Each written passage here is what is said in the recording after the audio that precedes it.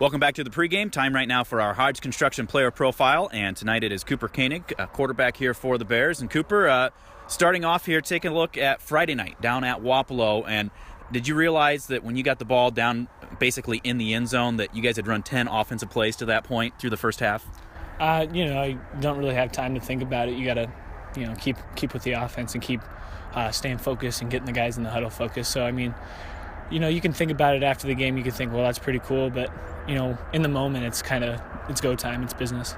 Well, speaking of business, what was said in the huddle? What'd you say when you're backed up, basically all the way in the end zone to tell the guys, hey, let's get something going here and get some momentum going into the break? Well, I usually first play of the drive, I'll run in and I say, all right, guys, back to business, or it's go time. And, that wasn't any different. We had a little bit of a task in front of us, but I know that we're up for the task. We've had a few long drives this year, and that was no different. What did that do, though, when you were able to put that drive together, just really for that momentum and keying things as you headed into the locker room? Well, I think it took the wind out of Wapelo's sails. They were, to that point, stuffing us on defense pretty well, and they were moving the ball well themselves. But, when they give up a 99-yard drive like that, I think it's kind of tough to come back from. I know that a lot was made heading into the season, you being the new guy on the team, the transfer in, moved from West Liberty. Talk a little bit about what that transition has been like. I know you moved here back in the wintertime. How has it been getting acclimated and getting used to a new school and then here a new football program? Coming from like 15 miles away is not too hard. So it's, I knew people to begin with, but, coming from a school that, kind of sees you as their rival, it's a little tough at first. Guys will give you a hard time for a while, but, I'm one of their brothers now. They're all my brothers, and, it was good getting track under my belt. And so that football wasn't the first sport I had to come here and play. So, I've known these guys for a while, and I've, kind of built, a friendship and a, like I said, brotherhood with them. Well, and as a quarterback, you're kind of the de facto leader out there, no matter the situation. Was that hard? Did guys really buy into it after having, basically the summer to work out with you? I kind of took it upon myself to, earn the respect. Nothing's given to you in this world. So, I really wanted to earn the respect and to work my tail off so that I could be where I'm at, and, things fell into place and things were the way they were.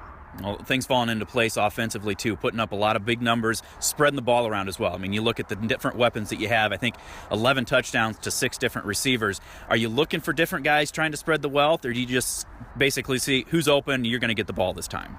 Well, if I'd be, looking someone down, it'd be tough to get different guys a reception. But, I get to the end of my drop, and I got different reads I have to make, and, the open guy gets the ball, and whoever's running their route the hardest, or whoever finds a break in the coverage is going to get the ball every time. So, the guys have done a great job. We got really good skill guys to get the ball to, and, we got guys with good hands too. Not very many drops. Well, the other thing that obviously this past week or so, been a lot of publicity, but your sister has joined the team. What's that been like, being able to have her on the team with you and kind of take her under your wing and let her be a part of this as well? Well, I think the team and the community is fired up for her to be around this. And, personally, I love what she's doing. I love that she's doing what she wants to do. And, she's accepted the way she is. It's, anyone wants to give her a hard time, you got to go through me, and she can hold her own ground. So I'm not too worried about how she'll do. Okay. Well, quickly here, we like to focus on some other things. Obviously, you said track, a very big part. Already have broken the school record several times. Going to be part of your future as well, going to Iowa. What is it about track that you really enjoy? Well, I just like that. You can't blame anyone else for failure, and your success is it's looking back directly at you and what the work you've put in. It's just me out there, and I kind of like the individualism, of going out there, just me against another guy, and I've got to beat him. There's no strategy to it. It's one man on one man, or one man on 8 men, however many. But I love it. You've already decided going to continue that track career over at the University of Iowa. What prompted that, or what was the recruiting process like with Coach Woody? I ran a track club, the Iowa Speed, with Coach Woody. He was my club coach, so it's kind of just building a relationship with him, and